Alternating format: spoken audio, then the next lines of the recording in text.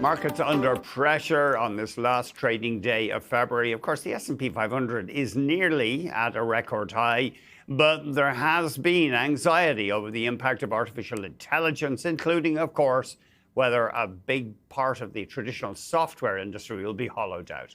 Let's get perspective from Mark Sebastian, founder of Option Pit and Chief Investment Officer at Karman Capital. Great to see you as ever, Mark. Thanks for joining us. Good to be here. So let's have a look at a one-year chart for the S&P 500. I mean, it's not that bad, is it? It's near a record high, but there are these concerns.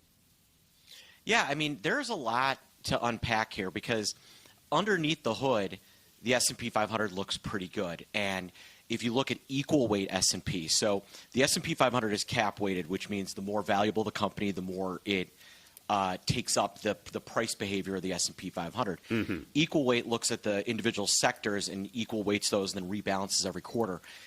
In the middle of that sell-off on Thursday, equal weight was hitting a new all-time high. Huh. There is strength in energy, financials, industrials. All the old boring stuff has been performing marvelously since the beginning of December. At that exact point, that's when tech basically stopped performing. That's interesting. So so it is limited in many ways to the techs, some of the Mag 7s, but in particular the software stocks. It's software, and we've seen the mega caps, the Mag 7, which is really 9 names. It's the 7 plus Taiwan Semiconductor and Broadcom. Those names have stopped going up. Software has started selling off, but everything else has started to go up.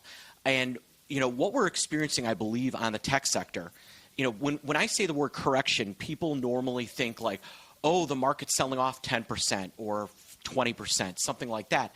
Corrections can happen in a different way. If you look at Nvidia over the last 6 months, 6 months ago, it was almost exactly where it sits today. Meanwhile, those earnings have grown pretty dramatically. So what we're seeing is the largest company in the world was carrying a PE near 70, and now that price-earnings ratio, with the stock kind of sitting here, has come back down into the 40s, probably heading to the 30s.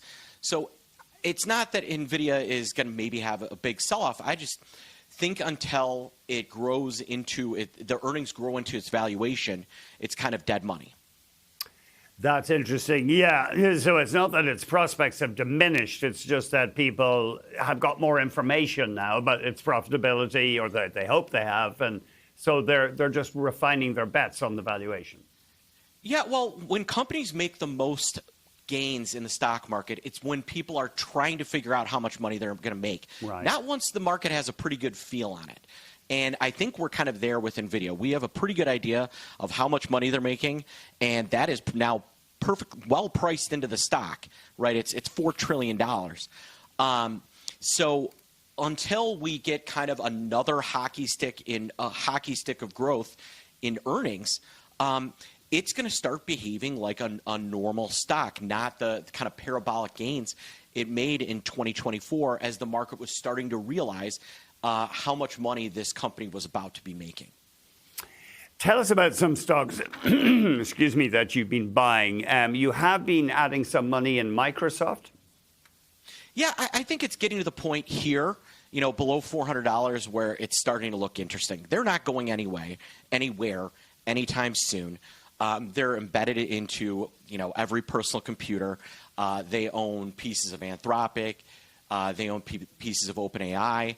Now, Copilot obviously could use some help, but if you look at the valuation of where Anthropic and ChatGPT could go, right there you're looking at potentially trillions of dollars for them, and that's on top of their legacy businesses. I think it's gotten to the point here where it's starting to look like an interesting investment. I'm willing to put my toe in the water here. I'm not sure if we can show this chart. The company hasn't been public very long, but Reddit. Of course, it's the noisy marketplace for ideas, always entertaining. Shares have come off their highs, but you see potential here. Yeah, this is a volatile one, but they have a blueprint laid out for them in what Meta did with Facebook and Instagram and If they can implement that, this is going to be a $100 billion, $200 billion company. This is not one for the weak stomached because it is highly volatile. But if I'm in my 20s, 30s, and now I'm in my 40s, but my investment horizon is to really need to take money out of my retirement is still 15 years away. That's one that I'm willing to put some dollars behind. So the market cap now only about 28 billion. And it is interesting, Reddit. Of course, it's cluttered. There's so many discussion lines, but there's some pretty smart people on there, I found. I mean, you look what Reddit itself did to GameStop, and you can see the power of what that community is. And they are going to sell so much data to companies like Anthropic and OpenAI and XAI, you name it.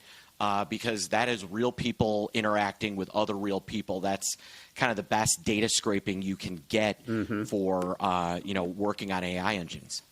IBM has suffered lately, but you see value there?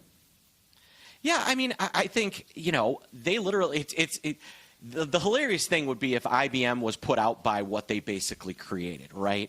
And they dropped the ball really bad, but they're implementing AI in real world scenarios and directly with companies, and they're selling.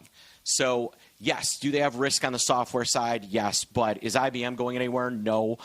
They took $100 out of the stock in a month. This is a level that I'm willing to start to play.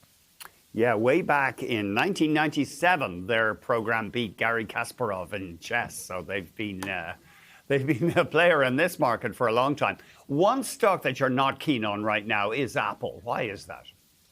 Well, I think it's just not an interesting company anymore. They're not developing new product. They're not innovating. They're literally just relying on people continuing to upgrade this thing.